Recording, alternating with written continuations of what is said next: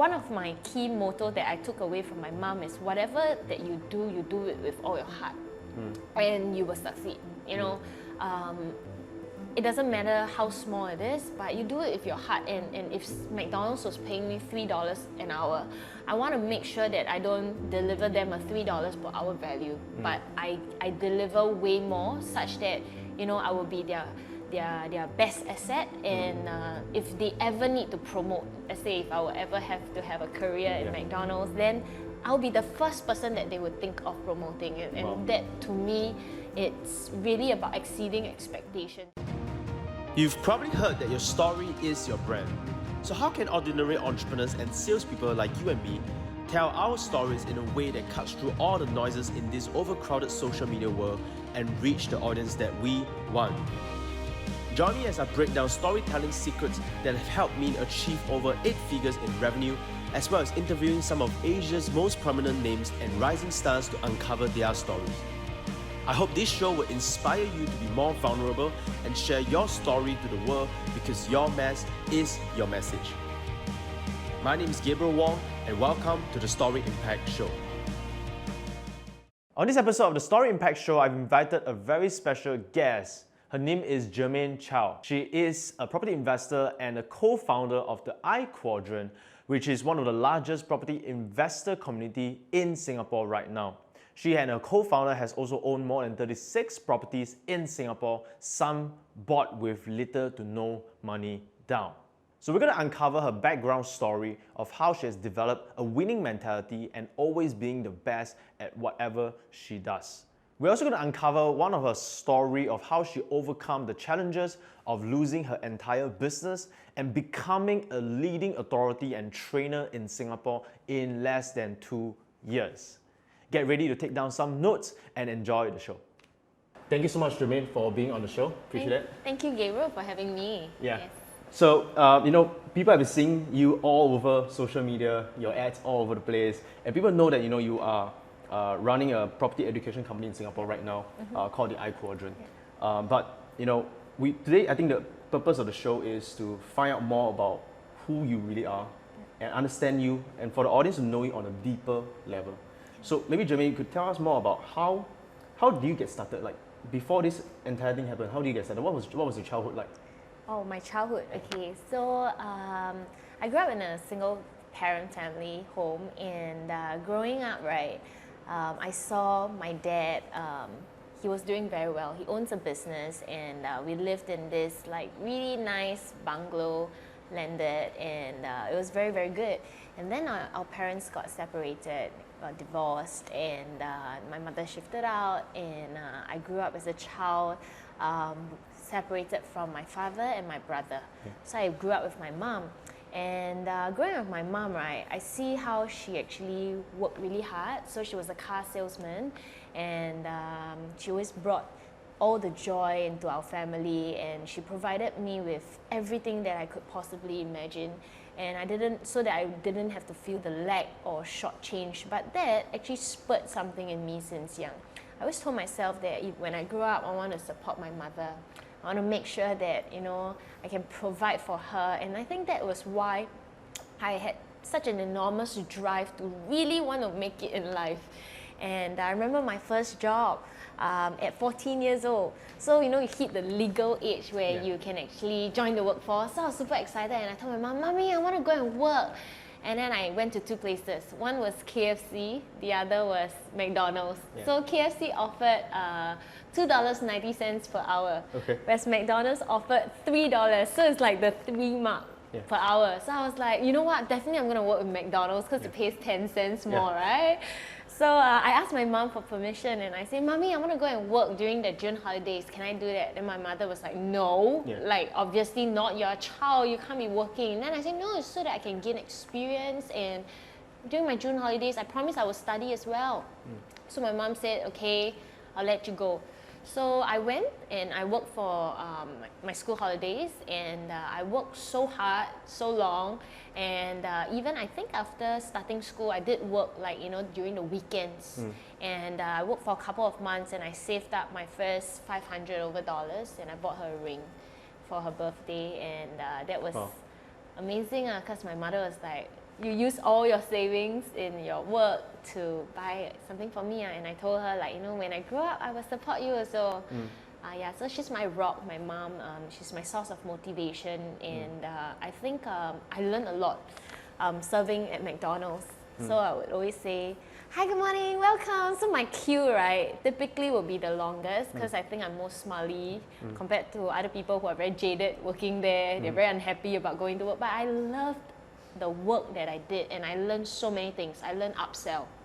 So McDonald's has this system whereby no matter what, a customer comes, there will be upselling involved, and then they will plant mystery shoppers in their organization, so that, you know, they can test whenever somebody's not working very well. And I learned all these things, and I picked it up along those years, and customer service has always been ingrained in me, and that's why maybe I demand a lot as well. That's why I was being a customer, right? That's right. So it was amazing for me, and that was my first job, McDonald's. So how was your relationship like with your mother growing up? Oh, amazing. My mom and I are very close. We are like sisters, or like, you know, shopping buddies, and I would tell her everything. She would share with me everything. But of course, because my mom had to work, because she's a single parent, so a lot of times I would be left alone at home or with a helper, because she had to go out to bring the money back home. So that grew my independence. But with my mom, my memories of her is she would give me everything that she's got. Like, she would send me for tuition, and in between her work, she would drive and come pick me up, send me to that location. She does everything so well. She's such a meticulous person, and I have so much respect for her. So I have so much love growing up that I didn't feel like such a huge lack of. You know, one of the things that I noticed before I move on to the next question is you mentioned about how you were serving at McDonald's, and you were serving with your best performance, your best attitude. And you know, one of the things that I realize for people who are successful is that I see this common thread in them, right? Common traits in them, right? Since they are young, right? Like I remember when the only job I worked was when I was 14. I was giving out flyers.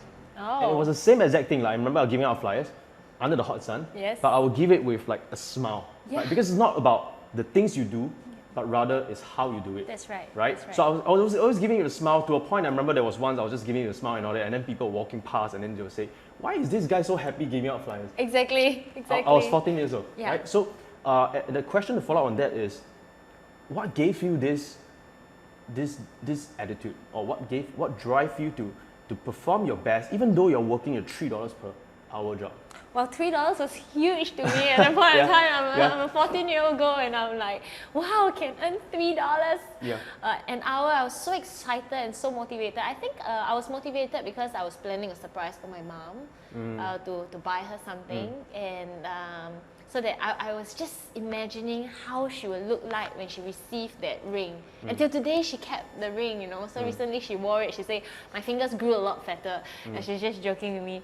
But I think one of my key motto that I took away from my mom is, whatever that you do it with all your heart, and you will succeed. You know, it doesn't matter how small it is, but you do it with your heart. And if McDonald's was paying me $3 an hour, I want to make sure that I don't deliver them a $3 per hour value, but I deliver way more, such that, you know, I will be their best asset. And if they ever need to promote, let's say if I will ever have to have a career in McDonald's, then I'll be the first person that they would think of promoting. And that, to me, it's really about exceeding expectations. And similarly, right, like in life, whatever we do, if we are the ones that really put that thought process through to really give your best efforts, then you are the first one that people will have the thought of you. Let's say they want to start a business, or they want to find a partner, or whatever that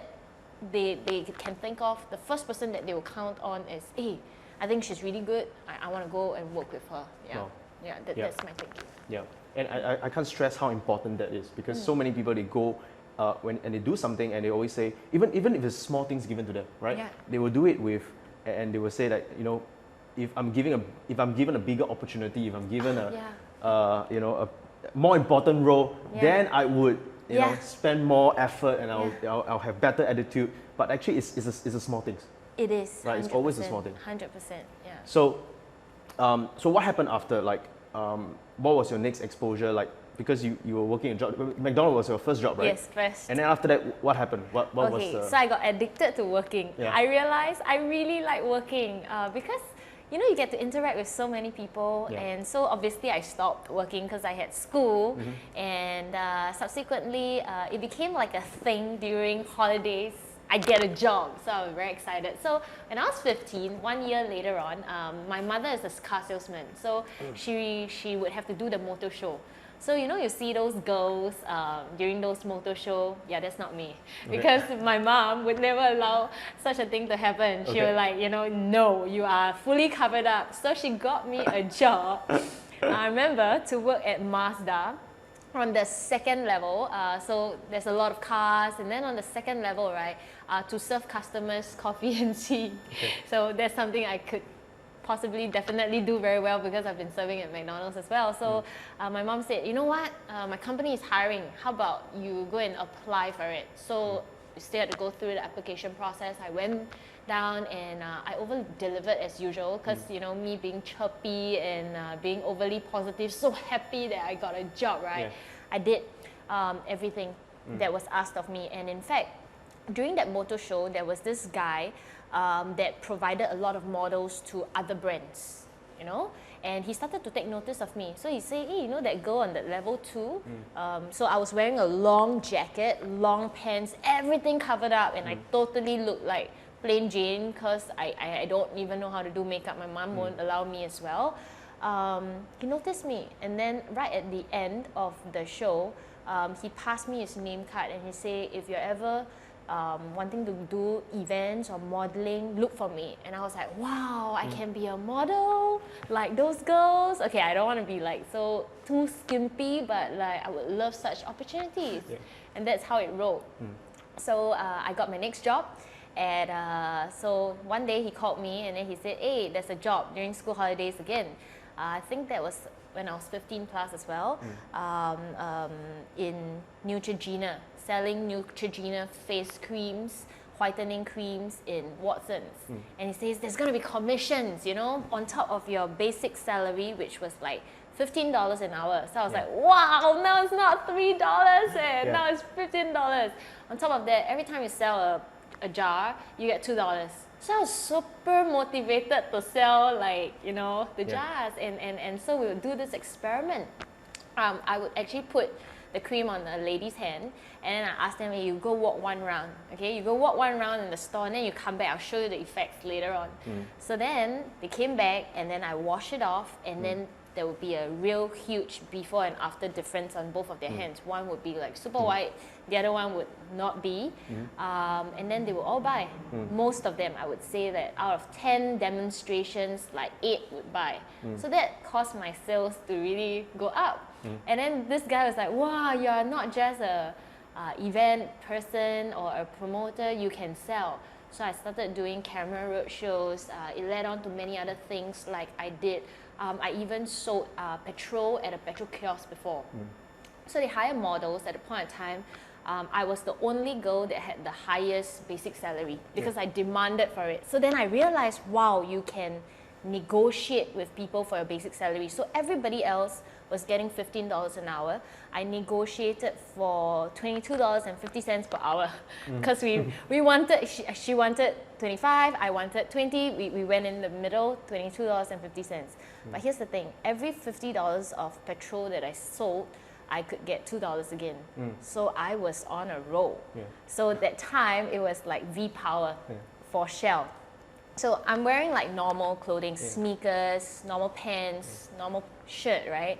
But here's what I would tell them. I would say that, hey, you know, if you pump a little bit of V-Power into your engine, because people have misconceptions about pumping petrol, that if you mix, it would be bad.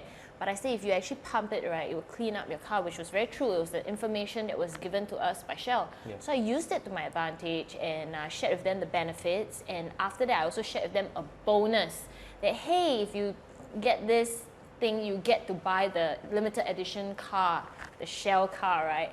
at like $5.95 or something. So then I started to learn even more about business, that like, hey, you know, besides the usual selling, I could actually learn about how do you give special bonuses. And then I realized there's such thing called repeat customers and such thing called referrals, because my station was the only one that cars came by, right? And then they told me that, oh, my friend just pumped the petrol, say that this really nice girl helping out to fill out the forms and everything. So it's you, And I was like, oh yeah, that's me. It's such a nice thing to say. And so all the other girls across the whole of Singapore, they held this promotion in Shell. They probably sold like $5 $50 maximum, the whole of Singapore. Nobody wanted to take up V-Power, but only at my station, and it wasn't really like a hot station or anything, it was just somewhere in Pasir Ris, right? And I sold 130 $50 Shell vouchers. Obviously, I made so much money, but more than that, Shell invited me to give a training to all the other girls, right, to actually teach them how to sell. And that gave me like my first stepping stone in my career. It started where I started to become a model and events girl, but I was known in the industry not for being pretty or not for being the like hottest girl. There's no such thing, but really helping them to sell as well. So I established that in my career, and that's why I could demand like now $40, $75 per hour. And at one time during my modeling career, I was getting $100 per hour for every show that I did, and I was proud of it. I wasn't like embarrassed. What was the market rate like? Market rate, it was probably like $25, $30. So you're getting paid 3-4 times higher. Way higher. And I realized that there's this thing called value. And then I started being a modeling agent, because I realized that, hey, you know what, besides me, I can actually help the clients manage, because I now have all the girls' contact, plus I have all the clients' contact. Now I can be the agent. So the few times I became the agent, because I realized that my time is limited. In 1 month, I can only do so many jobs, because I still have school. I did all this part-time. And so I realized that I needed to do something more. I needed to not just use myself, I need to have other girls working for me as well. So I would take an arbitrage, like, you know, so the client offers this amount, I offer the girls a little lesser, I take the in-between. So I was working, and probably I was the only person in the show. I could be working with 3 girls. Probably I was earning like $200-300 an hour, because I had people working for me, while they probably earned like $50 an hour or lesser.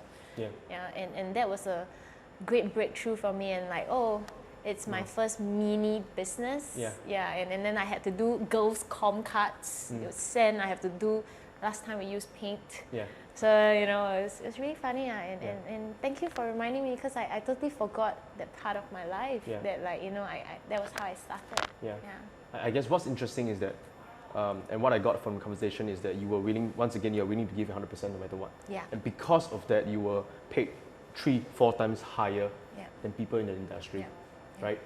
I remember that, you know, I remember your story about you going in to SIA, right? You were air stewardess, you were cabin crew. So tell me more about that story. What happened? So what led you to join the industry? Okay, so you know, I became a model, and I really liked doing it, and I had to meet so many people from all walks of life. I love that. And when that happened, right, because I was actually studying halfway, and I was studying musical theatre, so I studied how to be a singer, actor, dancer, right? And then, right, I asked my seniors. So I wanted to know what was the end outcome. So I asked, I was in first year, and I asked my third year senior after she graduated. I said, hey, can I know where are you working at right now? Then she said, oh, Universal Studios. I was like, wow, that's really cool, man. So what are you working at in Universal Studios? And mind you, my senior is like Ang Mo. She's like Australian, and she's like really hot, and their vocal cords are like way above the roof. Like very different from our Asian vocal cords lah. Okay, so her standard is like here, I'm like here. She's like a damn good dancer, I'm like here. So she says this, I'm working at Universal Studios, you know, as Betty Boop. Then I was like, okay, like, are you dancing? Are you singing? What are you doing? And she's like, you know, I have to wear this thing over my head, And then, I have to wear like, so she was a mascot. Yeah. So I was like, oh, Yeah. how much do you earn, man? I mean, I don't mind me asking all this. Like, Yeah. I asked because I really want to know, after 3 years, by the way, my course fee is $63,000, $21K a year. Yeah. It's like, after 3 years of spending this amount, I want to know how long would I take to get back my money, because I got to pay back my mother, right? Yeah. And I want to make sure that it's good ROI. So then my senior said this, I'm earning $1,300. And I was like, $1,300? Our course fee is $63,000 and 3 years. How many years would that take me to get back my mother's money and my money, you know? And not to mention our time wasted. Yeah. So I was like, no, man, I'm not gonna do this. As much as I love singing, acting and dancing, I can do it as a passion, but maybe not as a job, because that girl looks fantastic. Yeah. Her body, her look, she can be casted for anything. Yeah. But my face, Asian, and in theatre, they need to cast you for a certain face. So the only Asian lead role in musical theatre is this show called, by Lea Salonga, called Miss Saigon. I don't look like Miss Saigon. I am the tall one. I'm not like, and I totally don't fit the role. So I was like, you know what, I cannot play any lead roles.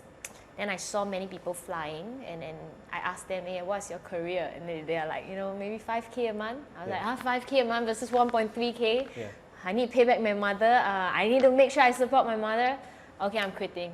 So I told my mom, Mommy, I know that like this seems like I'm giving up, and I know you already spent $10,500 because she paid half of my school fee. She had very great foresight. She didn't want to pay 1 year because she said, you know what, if you can pay in half, I'll pay in half, even though it's a little bit more, because anytime I may need to pull the plug, so she had very great foresight. Yeah. But my mom, she's such an amazing person. She said, if you know what you're doing, I support you. And that, to me, I was like, wow. Most parents would say like, wow, you give up again. Like, like JC, I didn't finish JC. I finished JC, but after JC, I was supposed to go to university. I didn't go to university. I said, I want to do musical theatre. She said, I support you. After musical theatre, for 6 months, I say, I think not suitable. She said, okay, do what you like. So I went to fly in SIA, and I think as a parent, she really gave me so much autonomy to make my decisions, and she makes me feel that I'm the one responsible for it. So I can't blame my mother, right? Because all this time, she let me make my decisions. I can't blame anyone but myself. So I went to fly. And as I flew, I made about $7,000 every month, more than the other stewardess, because I sold away my off days. Yeah. So when a stewardess you sell, they'll pay you extra. Yeah. On top of that, I get to have an extra set of allowance, and on top of that, I would take pre-orders. So I would say, okay, I'm going to wherever there's a factory outlet, right? What order would you like? Celine bag, what bag? Yeah. So I would go there, and then at that point in time we didn't have like Wi-Fi and all that, so I had to really borrow people's Wi-Fi, take photo of the bag, say, hey, would you like to buy it? Yeah. And I asked them to transfer because I got no money to pay. So that was fun. So I did that for my whole career in SIA. So you're just maximizing whatever you can. Yeah, man, because I knew that I was not going to stay there for long. I knew that I wanted to save enough so that I can move on in life to start my own business. That was my dream, because I already started a mini business in the event side, the modeling. I also started a part-time online shop taking orders. So I knew that I can earn more from business. It's not fixed, and I can really earn more, but I didn't know how. So all I knew was, don't go out, don't go sightseeing, stay in the room, read a book, make sure that I start up a business, start a website. And I had this thing about me that was quite weird. I didn't want to explore a country without my loved ones. Like visiting London and then seeing all the nice sights, like not with my loved ones, but with like a complete stranger that I just met on board. Yeah. I wasn't interested for that. I didn't want that. So what I did was I decided to not go. And I said this, I will come back when I have money, with my loved ones. Yeah. And this happened this year. Yeah. So this year I went with Sean and the whole I Which is your Quadrant husband? team. Yeah, my husband Sean and the whole I Quadrant team. We flew to London. It was the first time I sightsee. Yeah.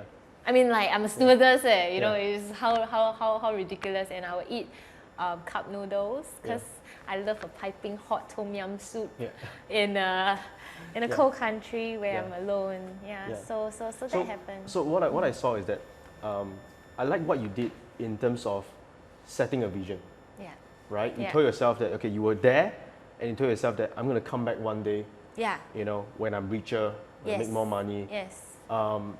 You know, that's something that I saw in myself as well, because I remember that was me when I was younger. Like, I would have a bunch of things that I would want, places I want to go. I'll put it on, I will actually find pictures of these places that I want to go, and I want to put it on a board. We call it a vision board. And I see every day, and I tell myself, you know what? One day I'm going to make so much money. Yeah. You know, I'm going to fly to these places, and it's not just flying to these places on like economy class, but like on business class or on first class. So how important do you think it is for, you know, people who want to be successful to have a vision, and how do they start having a vision?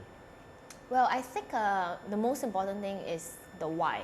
Like, who are you doing this for? Why are you doing this for? Like, for me, my mom was my single source of motivation. Even when I was in SQ, I gave her $500 a month, and on top of that, I made sure that I saved money every single month. And you know, sometimes your friends go out, they buy bags, and I'm a girl that loved my bags and my shoes, but I didn't buy then, you know, because I knew that I was not at a level where I could afford all these things. Actually, I couldn't, because my career's not stable and things like that. So I had this very, very huge why, which was at the point in time my mom, because I saw how hard she worked. And for her, right, being a single parent, she earns okay, honestly, like in her car sales trade and as well. But you know, money things would always come up. Like, I see my mom like calculating at the supermarket, or like, you know, and if it's for herself, right, even if it's like $2.75, she was like, I don't want, and she'll put it back. That hurt me, you know, like, wow, my mom, for me, $50, $100, she'll say, go ahead, yeah, you need it. Some days you need an off. You know, some days you need to reward yourself, then you can go for further. But for my mom, $2.75, she would like hold back. And that to me, it's like, wow, I cannot, man. I need to make sure like I make it in life. Sorry.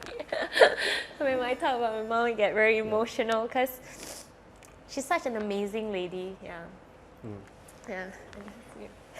So I guess like she was my huge source of motivation, and I really want to make sure that I make it so that I can support her and she don't have to worry anymore. But I realized today that's my mom's trait. Even if I pay for everything in the house, right? But she will still not want to spend on herself. If it's my money especially, she'll be like, I don't need it. Don't buy for me. So I know already. I just buy for her first. So I bought her a very nice bag. She won't even carry it. Like every day she'll carry her old bag, right? Only when it's like occasion, she'll take out that bag and she's like, don't scratch, you know? She's just, because of the things that she had to go through in life, like supporting 2 kids, worrying about all the finances, right? Yeah. Thank you. There you go. Thank you. I think we need to have this the next time.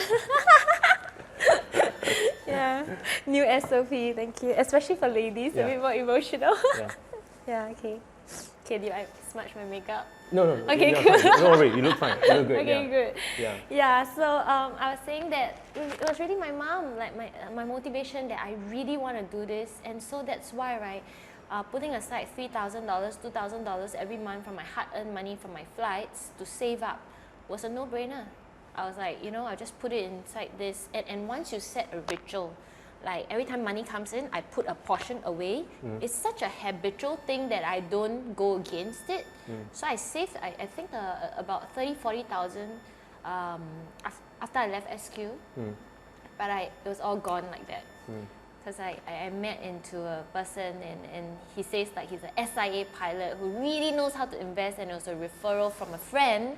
And then I said, oh really? Then there's like what, 16% a year or something like that. It sounded very attractive than the insurance plans. So I was like, so I bought a lot of insurance plans that were rubbish. In the end, I had to cancel. I probably lost most of my money there. And B, I invested into this guy's scheme, right? And then I lost it all. So my hard-earned savings for 2.5 years, I didn't have a single cent. But that was one of the greatest lessons that I learned. That please, we need to have control. We need to have control of the vehicles that we're investing in. And that's why I chose property investing, because it's my name. I get to decide this on my own, and I'm not investing in somebody's schemes that I don't even know how are they doing the trading or whichever. So the guy ran away with all our money. And the police can't do anything about it. So I went to report police, right? Like, you know, he cheated my hard money. You know how much instant noodles I had to eat in order to save that amount? The police don't care. Not say they don't care. I don't think that there's anything that they can do. So we only have ourselves to blame, and really it's our own responsibility. Before we carry on with the topic, I like what we just mentioned about taking responsibility over your own money, having control. I wanted to backtrack a little bit on the part where we talk about vision, and the part where you mentioned that your mother was your biggest source of motivation, and that was one of the reasons why you work so hard, right? You save money and all that kind of stuff. Would you have any advice for people watching? What if they don't know what's their why? They don't know what's their motivation. Do you have any advice for them? Even if you don't know what is your why, keep on doing everything. I mean, I don't even know what was my end game. I didn't know that I really wanted to be a business owner. I didn't know that. But I kept on doing so many things. And then I eliminate what I don't want to do. Like for example, did I give up on my career in musical theatre? Definitely, but that was not what I want to do. I have to test it out, then I know, oh, this is not suitable for me, and that's okay, and that's not giving up. I know society considers, wow, you didn't finish school, that's giving up. But to me, right, that is really not giving up. That was making a conscious decision, and I battled with that for many years, because like peers around me are like, you are a person that gives up. But no, I asked myself very well, did I really give up because it was too hard, or did I give up because I had a different vision? And a lot of times when we set a certain vision, right, along the way we change our minds. And people sometimes don't want to change their mind because they say, hey, that was the vision I set out for. But sometimes things change. It's okay to change it along the way, as long as you know that you did your best. And that's why it's so important to do your best, so that later on you don't say, oh, I gave up because it's too hard. So that's very important. Exactly. And sometimes it's also about cutting loss. Yes. Right? Like when you know it's not going anywhere. Exactly. Right? It's better to cut loss than to finish it, right? My insurance plans. Yeah? Definitely. Okay. My insurance plans. I cut loss. I lost, I think, $12,000. So imagine my $40,000 that I saved, $12,000 got wiped out there, and then the remaining I invested, because I really believed him. He turns out to be not even a pilot in SIA, okay? He was like just this imaginary guy who disappeared. And it is a friend's friend some more. So, you know what?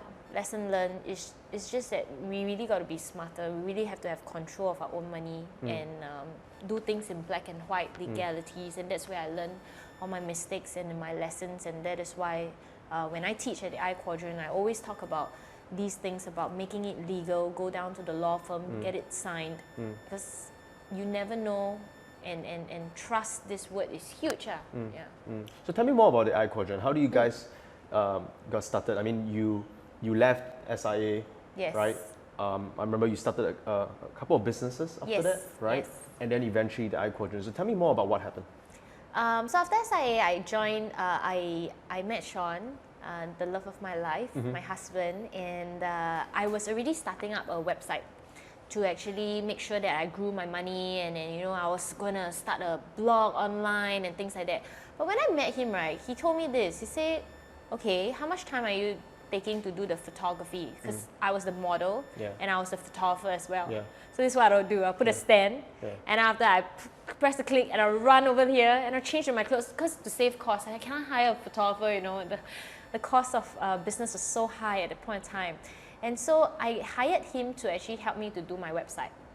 So he kept asking me these questions like, you know, how much time are you putting into it? You know, while I was making money, it wasn't as much as when I was in SQ having a job.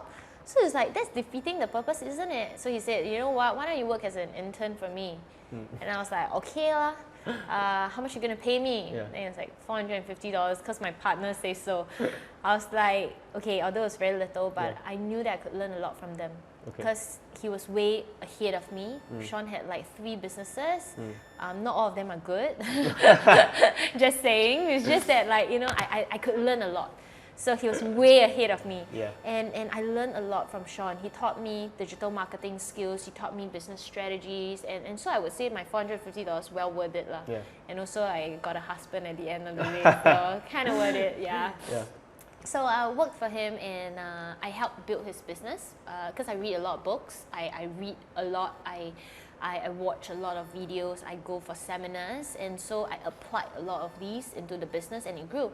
As it grew, right, somebody started to take notice of us. So we had a digital agency and they said, hey, how about we do a share swap? You take my company shares, I take your company shares, and then we go for IPO. And at the point of time, he was like a mentor to me. Yeah. He was doing really well, and he shared with me that, you know, he had like properties all across the world, unverified. He had a $10 million company or something like that. Yeah. And I don't know if he said it was 100 million or 10 million. Either way, he was not. Yeah. It was not even one probably. So I listened to all these words. I didn't verify all these facts, and I went in. And the company is a total different than what he actually painted. In fact, the company was in a 300K debt. Yeah, and then he told me and Sean to go and take a loan. That we were very clear. We were like, no, like, no, we can't. Like, you know, we're so young. How can we be like in massive debts for your company? It didn't make sense. And then we sent something fishy. But even though we sent something fishy, right, like you said, cut loss, right, we couldn't because our people were there. Because we brought our people into the company. And you know, when sometimes when you bring people into your company, you can't cut loss because then what's going to happen to all these people? So we fought for 2.5 years. And at the end, I realized after finding out all the things, right, that he planned it from the start. That he wanted me and Sean out. He only wanted our companies right from the start. And there I was, wow, like there are people on earth like that could have such schemes that you wouldn't even know, and you call them mentor and you trust them with your full heart. So I started to realize you really need to see and there were yellow signs and red flags all the way, but we chose to ignore all of it. All our friends told us not to, parents told us something is wrong, but yet, right, we were so up here, we didn't trust our heart at all. Because if we relied on our heart, we would know for sure, without a thought. Because, and that is why I feel that at a point in time, Sean and I stopped going to church for very, very long periods of time. And I realized that in my business, I must put God in the center of my life, because only then He's able to tell me when something is off. And I do partnerships nowadays a lot on gut, a lot on, so how do I know whether this person is a good person? I don't. I get to speak with the person. Do I feel good? What is this person saying about his past or about other people? If he's always bad-mouthing other people, always bitching around about other people, then I know that this person is not that great. You know, it's a huge thing. So I trust a lot in that. And thankfully for me, after we fell, suddenly one day we say, hey, let's go to church. Sean and I are both cradle Catholics. But we really don't understand anything in church. I mean, this is not against anything. It's really for me. I don't understand anything in church. We'll look at our phones, or we'll be sleeping, or we'll be talking. And we're like, why be here? That's so common. So I was like, you know what? Don't go to church. Be whatever you want to do it with all your heart. I had no heart. I don't want to do it. So I didn't go. And then, right, suddenly one day, Sean said, hey, let's go to this new church. And then I was like, okay, what church is it?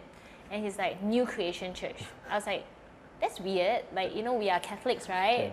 And he's like, no lah, so many successful people have been going there, you know, all our friends around us. Something must be right?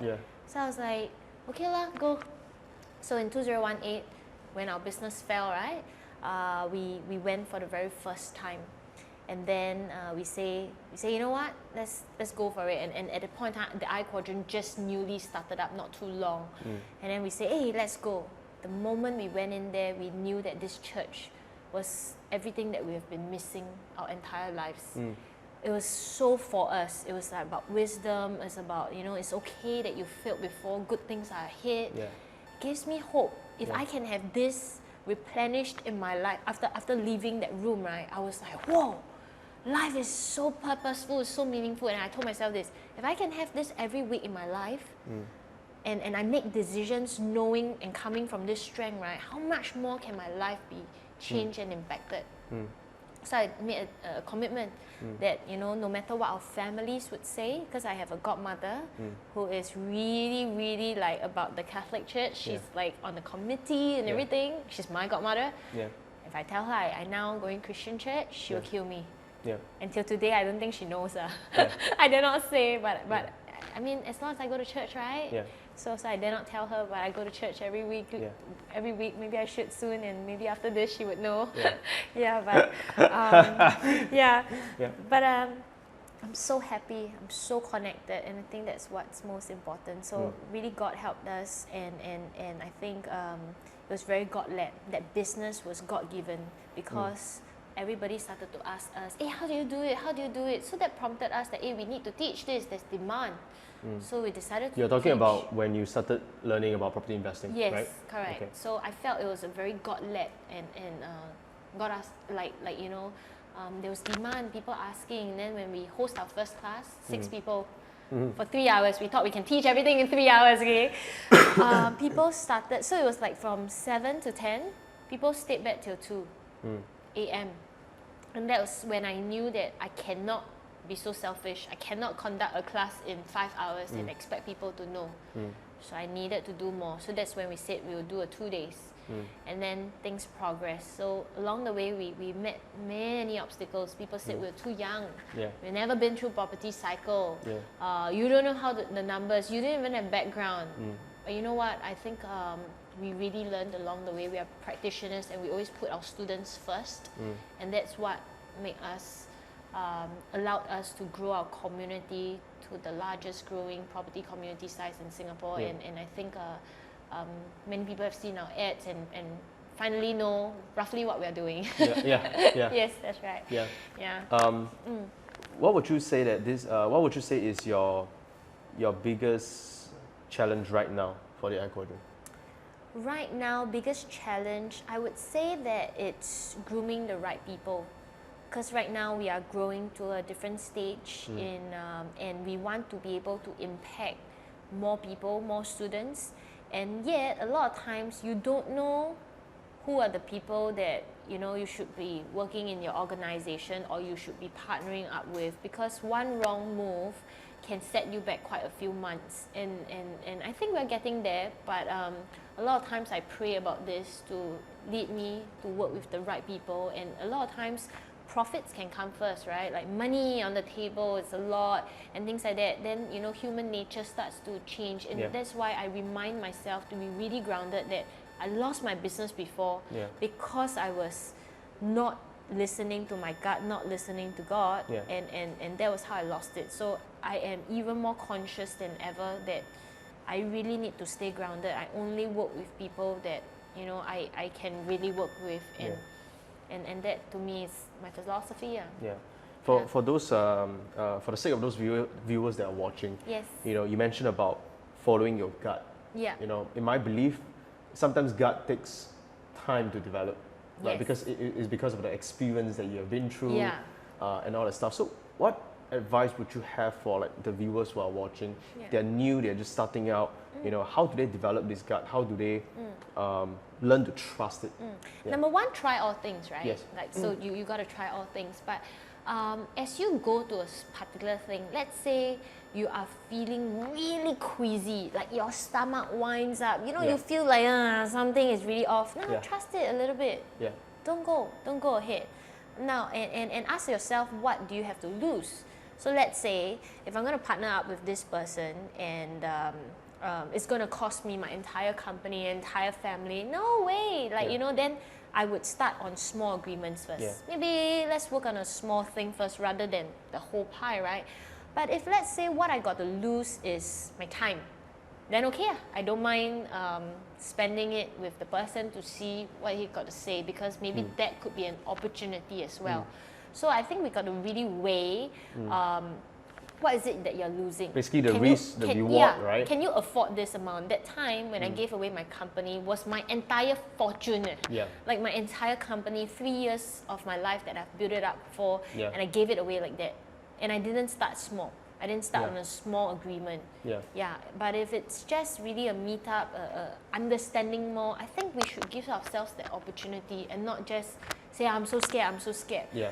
A lot of times, people who are scared, skeptical, well, they have no guts. Yeah. Because the truth is this, it's so easy to say, I'm so scared, I'm not going to do anything. That's easy. Yeah. But it takes courage to say, you know what, I'm going to try, I'm going to work it out, I'm going to see whether this works. Yeah. Because if this works, then my life could grow tremendously. Yeah. So all about making, from what I can hear, all about making small commitments. Yes. Right, along the way. But every single small commitment, give you 100% no matter what. Yes, that's right. Wow, okay, awesome. okay, What is your future plans right now for the I Quadrant? Okay, so for the I Quadrant, besides teaching people about property investments, I feel recently I had a shift. So while people see the surface whereby, wow, you own many properties and things like that, along the way, sometimes there are down moments. There are times where you're just not motivated, that and especially when you're sick. When I was sick physically, my mental strength is not there anymore, and that is when I got busy. I didn't go to church again, and so I realized that a lot of times, right, people want to take action, they have the information, but they're not even in the right mental state. So a few weeks back, I felt really sick. I had like a 3 weeks of down moment, right? I wasn't really in the best state that I was in, but I think that really taught me something. That actually after the down, then now I'm back even higher than ever, more motivated, right? But what if somebody is always down and they don't know how to get out of it? That was my epiphany. Maybe the next phase in the I Quadrant would be actually not just to teach property investing, but also to get our students in the right mind frame, like where they have a podcast that they can listen to every day while they're going to work and things like that, because they feed their souls with positive stuff rather than the moment you open social media, it's about how well this person does, how well that person does, because that's how Instagram and Facebook works, right? You only post all the good, nobody posts the bad. And so you want to make sure that you are feeding your soul positively every day. And so that's probably our next move towards, rather than just property investing, the information. Now that you've gotten all the information, but what if the person's not in the right state? So how do you get a person into the right state and then with the information? Because for a person who's not in the right state and have all the information, it's even worse. They're gonna say, that is why this doesn't work. It's how even more scary. And then when they really got there, right, like really sets in that, really it can't work, right? It's even harder for them to get out and be financially free, because that's really their true belief. I think we'll end on this topic. In fact, this is a pretty amazing topic. Because what you mentioned is about mindset, state of the mind, right? And I feel that this is such an undervalued topic. People always hate it. People hate it. Like just another mindset stuff. But what if mindset is all that is, right? For you to achieve what you want to achieve? Because to me, people always say that knowledge is power. Right? But knowledge is not power. Applied knowledge is power. You are right. And the truth is that most people don't apply their knowledge when they don't have the right mindset. You can have all the knowledge in the world, but you don't have the right mindset to do it, you will never do it. Exactly. right? And one of the biggest things that I learned from you today in this conversation is that you had the mindset, right? You had the right attitude to do things since we were young, right? And that's why whatever you do, you will succeed, because it's not what you do, it's because of the mindset that you have, right? And that translates into the how. That's right. And that translates into how. I feel that is so undervalued, and that's the reason why we do this show, because we want more people to understand and to learn, right? It's not just about the knowledge and the information, but it's the mindset. What advice would you give to people to train their mindset, to build up their mindset, in order for them to go out to the real world and to achieve what they want to achieve?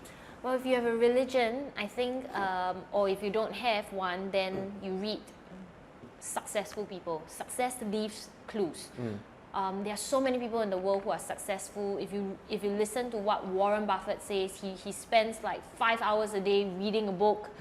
Why is he still learning even though he's so rich? Because why is he still growing? Because it's so important. And I think it's so important to feed our souls every single day.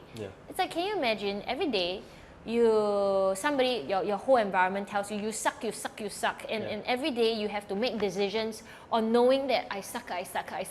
Imagine what kind of decisions would you be making, like horrid ones. But if every day you feed yourself with positivity, and there can never be too much positivity, I feel, because in fact, right, most of the people that I listen to, like every day I have a ritual. I listen to people's podcasts, interview of successful people. So recently I was listening to, what is the MMA champion's name? Conor McGregor? He is saying that, for him, he's not talented, he's just hardworking. And every day he also feeds himself with all these positive stuff. If all these people, they're really so successful and they're still feeding themselves with positive stuff, don't you think that for me, shouldn't I feed myself every single day with the good? So every day, what I do is I wake up, I listen to podcasts, I listen to music. It wakens my entire day first. Positive music, right? Yeah, positive music that keeps me going. I feel like putting my makeup, Don't listen to Chinese depressing music, Yeah, like those MTV breaking up, I think. Well, I mean, it's nice as well, but not your morning ritual. And then right, I would actually listen to interview stories of successful people and things like that. At the same time, every day I would take my Holy Communion because I'm Christian. So whichever religion you are, I think read your Quran, read your Bible, read whichever your books and your scriptures. Have a connection with spirituality, right? That's right. Have a connection with that. And if you really don't have a religion at all, then read into other people's success stories and see how they grow, because it leaves so many clues for us to grow our lives. And the moment you switch your state, right, every day, can you imagine you're going to work being this recharged bunny, energizer bunny, being recharged, and you get to make good decisions, and wealth attracts wealth. So if you're in a state whereby you're positive, don't you think that you will actually attract a lot more opportunities in your life? Definitely, right? So for me, I think that's how you can start your day right, have a ritual, and invest time in yourself. Because we invest so much time into going out for friends, with this, with that, but really have a moment every day with yourself to ask yourself, where am I at right now? What do I want to do in the next week? What is my 1-year goal, 5-year goal? What are the obstacles am I facing right now? And share these stories with people. So for example, today I tell you, hey Gabriel, I'm having this difficulty with my Instagram account. And after that, Gabriel, naturally, he would tell me, hey, this is what you can do. And then he will read some articles, and then he'll come back to me and he'll tell me, hey, Germaine, I got this exciting thing. So if you share your problems with people, in not a negative way, but like, hey, I'm facing this obstacle, I need some help. Tell people. A lot of people, you'll be surprised, would love to solve your problems. So be open, be vulnerable to share some of the story. Of course, sharing with the right people, of course. Yes, right? That's right. You don't want to ask advice from somebody who's never done it before. If anything got to do with marketing, I'll go to Gabriel, because I know that he knows his stuff well. I'll ask him. And that's life. We need to surround ourselves with good friends. So I'm very thankful. Thank you for inviting me. Yes, Well, I mean, he constantly opens up my mind, you know, like yeah, I should have a talk show too, you know, like you know, yeah. And it's okay. Good friends allow you to success model their stories, and they allow you to also expand yourselves. So I think that is amazing. So I think from what I can hear, to summarize that, is to feed your mind, feed your soul, Yeah. and surround yourself with people you want to become. Yes. Right? People who are successful, people who are positive, basically people who will benefit you, right? In a positive way. That's right. So I would say this as well, that like you should surround yourself with friends that are your level. You should surround yourself with friends that are not there yet, so you have the compassion to be able to help them. And at the same time, you should have a mentor that is what you want to become, so that you can see the vision and the foresight. And it's important, because it's important to have all three. Yeah. Awesome. So we'll end this with one last question. What advice would you have for entrepreneurs or entrepreneurs wannabe, people who are just starting out? What advice would you have for them? Go out there, believe in yourself, and really know that you keep on trying.